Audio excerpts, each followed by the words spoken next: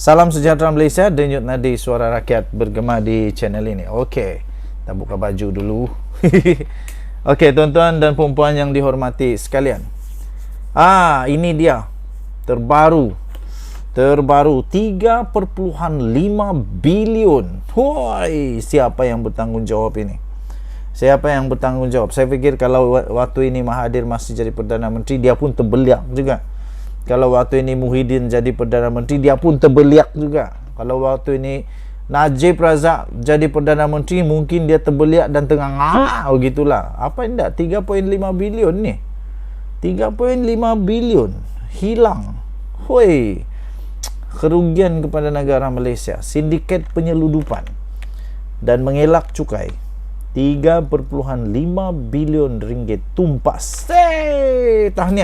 Tahniah diucapkan kepada semua pegawai-pegawai, petugas-petugas keselamatan negara Malaysia.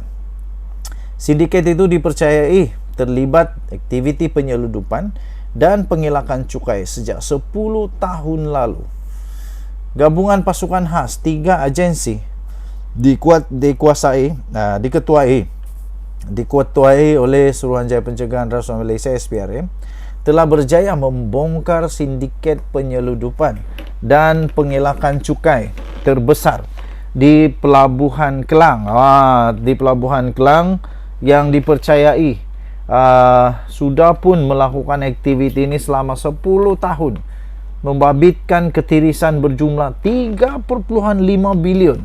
Bayangkan kalau 3.5 bilion ini boleh dibuat untuk dipakai untuk kemajuan ataupun bantu rakyat. Berapa banyak sekolah boleh buat ni? Berapa banyak hospital boleh diperbaiki? Berapa ramai orang miskin yang dapat dibantu, persekolahan, kesihatan dan sebagainya. 3.5 bilion.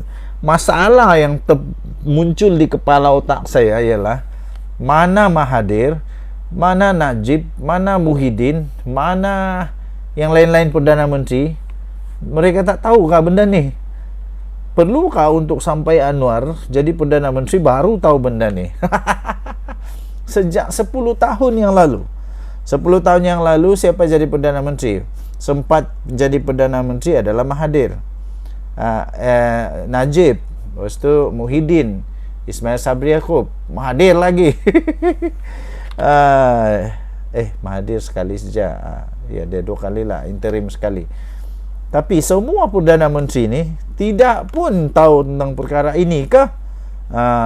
Soalan itu memang cepu mas. Kenapa perlu sampai Perdana Menteri Datuk Seri Anwar Ibrahim barulah perkara ini dapat diketahui? Tahniah daripada SPRM, memang gandingan mantap, paling padu. Saya fikir pasal inilah yang di Pertuan Agong yang lalu, sebelum ini sangat-sangat mempercayakan Datuk Seri Anwar Ibrahim dapat menyelesaikan perkara-perkara rasuah, penyelewengan dan ketirisan-ketirisan ini. Inilah hebatnya Datuk Seri Anwar Ibrahim yang membuatkan ramai orang risau sekarang. Sumber berkata risikan pasukan khas turut disertai oleh Jabatan Kastam dan Lembaga Hasil Dalam Negeri LHDN mengesan 10 syarikat forwarding, iaitu ejen penghantar yang digunakan bagi menyeludup barang-barang import dengan membuat pengisytiharan cukai palsu.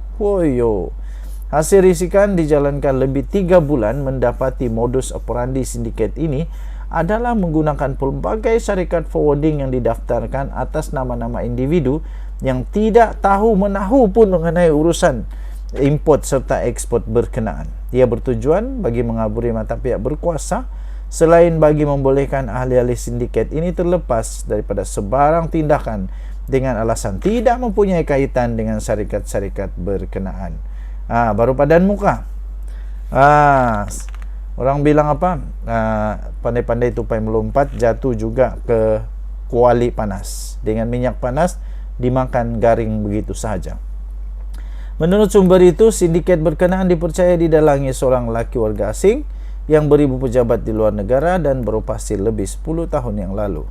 Okey, jadi untuk mendapatkan berita ini, anda boleh layari freemalaysiatoday.com 5 Jun 2024, sindiket penyeludupan elak cukai 3,5 bilion tumpas. Terima kasih, kita jumpa lagi, bye-bye. Salam sejahtera Malaysia, denyut nadi suara rakyat bergema di channel ini. Nampaknya Mahathir memang semakin meroyan, tak keruan. Semakin tua dia sekarang, 98 tahun.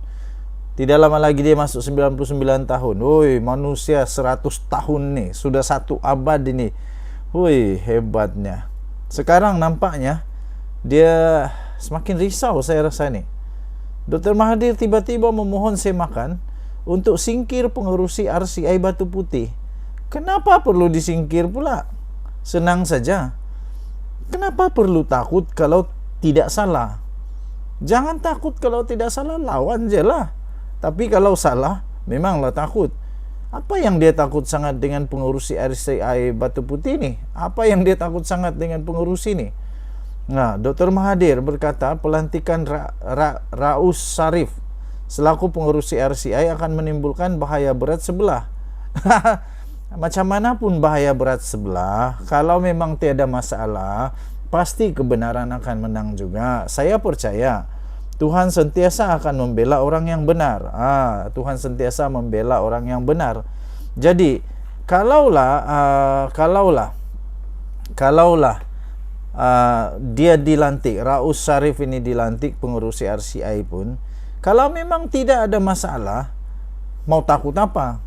Raus Syarif pun manusia juga. Dia tidak akan jumpa apa-apa salah kalau tidak salah. Tapi kalau ada salah, siapapun dilantik tetap jumpa juga.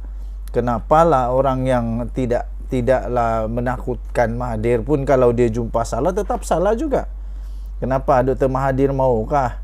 Kalau alang-alang begitu, alang-alang, baik bagi sajalah. Mukris kah?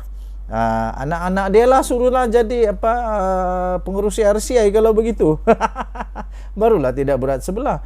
Ini apa pula berat sebelah? Saya fikir pelantikan Raus Syarif ni memang sudah diperkenankan oleh Seri Paduka Baginda yang di-Pertuan Agong. Adakah Mahathir sedang mempersoalkan juga pelantikan beliau oleh yang di-Pertuan Agong? Dr. Mahathir Mohamad memohon kepada Mahkamah Tinggi untuk satu semakan kehakiman bagi menyingkir bekas Ketua Hakim Negara Raus Syarif sebagai pengerusi Suruhanjaya Siasatan Diraja RCI berhubung Batu Putih. Patutlah dia takut sangat. Ini bekas Ketua Hakim Negara. Patutlah Mahathir takut sangat, sebab ini bekas Ketua Hakim Negara. Tapi secara logiknya memang tepatlah pelantikan Raus Syarif ni, sebab dia punya pengalaman sebagai bekas Ketua Hakim Negara. Dia tahu selok-belok, dia tahu macam mana untuk keluarkan, membuktikan sama ada Mahathir tidak bersalah atau dia bersalah. Jadi okey lah tu, adil lah itu kalau begitu. Kalau Mahathir tidak bersalah, apa mau takut? Tapi kalau dia bersalah, tukarlah dengan siapapun tetap salah juga. Bekas Perdana Menteri itu juga mahu ahli RCI Baljit Singh Sidhu dan Rida Abdul Kadir berundur daripada tribunal itu. Mahathir ni suka-suka aja. Sudah terlampau tua betul lah Mahathir, saya rasa. Semua pun dia mau tukar. Okeylah kalau begitu, bagilah anak-anak Mahathir lah jadi tribunal RCI. Senang.